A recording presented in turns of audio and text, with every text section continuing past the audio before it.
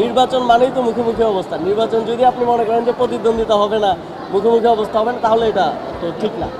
না, একটা জিনিস হচ্ছে, দেখার বিষয় হচ্ছে আমরা পক্ষপাতহীন এবং একটা অন্তর্ভুক্তিমূলক এবং অংশগ্রহণমূলক নির্বাচন হচ্ছে কিনা সেটা নিশ্চিত করাটা প্রয়োজন। এখন পর্যন্ত সোফার আমি দেখছি ঠিক আছে, এবং যে আপত্তিগুলো, যেই এক ধরনের অনিশ্চয়তা ছিল, সেটা কিন্তু আজকে এই যে তালিকা আসলো সেখানে সবাইকে অ্যাকোমোডেট করার মধ্য দিয়ে সলভ হয়ে গেছে। এখন কাউন্সিলররা ভোট দিবে, ভোটের মাধ্যমে যারা নির্বাচিত হয়ে আসবে তারা লিডারশিপে আসবে। এবং আগের নির্বাচন কী হতো, একজন প্রেসিডেন্ট হবে, মাননীয় প্রধানমন্ত্রী বলে দিয়েছেন, এখন তার জন্যই সকল আয়োজন হতো।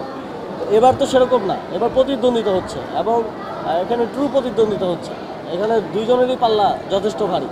প্রতিদ্বন্দ্বিতার মধ্য দিয়ে যে আসবে সে, তাকে মেনে নিতে কারো কোনো সমস্যা থাকা উচিত না। গণতান্ত্রিক প্রক্রিয়া যে আসবে সে, তো এই পরিবেশটাই আমরা সামনেও চাই যে প্রতিদ্বন্দ্বিতা হবে। কোনো প্রধানমন্ত্রী এসে ঠিক করে দিবে না, বা কোনো প্রধান উপদেষ্টা বা ক্রীড়া উপদেষ্টা কেউ ঠিক করে দিবে না যে কে হবে, তার জন্যই সবাই আয়োজন হবে, বাকিদেরকে এলিমিনেট করা হবে, বাকিদেরকে বলা হবে যে তুমি নির্বাচনে দাঁড়াও না, কাউকে ডিজিএফআই ফোন দিবে বা কোনো গোয়েন্দা সংস্থা দিয়ে কল দেওয়ানো হবে যে আপনি আইসেন না।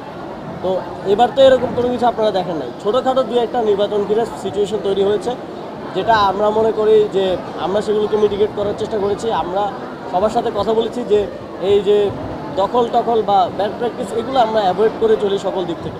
আপনারা দেখেছেন যে সবাই বলে থাকে যে ক্রীড়া সংস্থা থেকে মন্ত্রণালয় নিয়ন্ত্রণ করেছে কারা।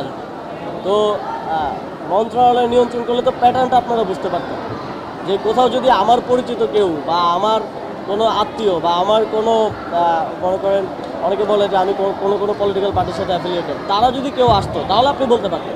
সব জায়গা থেকে ক্রিকেট সংশ্লিষ্ট লোকজনকে, ক্রীড়া সংস্থার লোকজনকে আনার চেষ্টা করেছে, যাদেরকে আমি চিনিও না।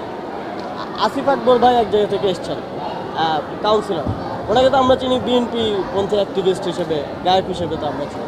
তাহলে আমি এক জায়গা থেকে দেখলাম যে মীর হেলাল সাহেব এসেছেন। তো এটা যদি কন্ট্রোলড হতো তাহলে তো তারা আসতে পারতেন না। তো এই অভিযোগগুলো আমার মনে হয় যে শুধু দেওয়ার জন্য অভিযোগ দেয়া, এবং আগে থেকে একটু বলে রাখা যে এরকম কিছু একটা বোধহয় হচ্ছে। কিন্তু আজকে কাউন্সিলর লিস্ট প্রকাশের মধ্য দিয়ে আমি পুরোটা দেখতে পারি না, আমি দেখব নিজেও। আমার মনে হয় যে সব সমস্যার বা সব গুঞ্জনের একটা ইতি এসেছে, এবং সামনে প্রার্থী তালিকা আসবে, প্রার্থী তালিকা চূড়ান্ত হবে। আর আমার মনে হয় না কোনো কিছু নিয়ে সমস্যার কোনো সুযোগ। একটা বিষয়, এটা হচ্ছে